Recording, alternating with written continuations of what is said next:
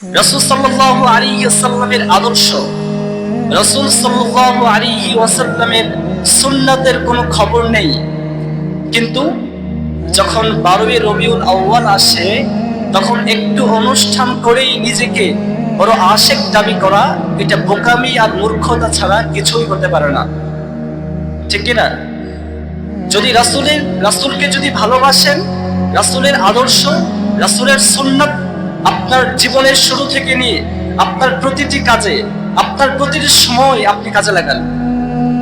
রাসূলকে অনুসরণ করবেন, আপনার প্রতিটি কাজে করবেন। শুধু 12ই রবিউল আউয়ালে এসে একটু অনুষ্ঠান করেছেন, একটু অনুষ্ঠান আয়োজন করেছেন, আর আপনি নিজেকে বড় আশিক দাবি করবেন, এটা বোকামি ছাড়া কিছুই হতে পারে না।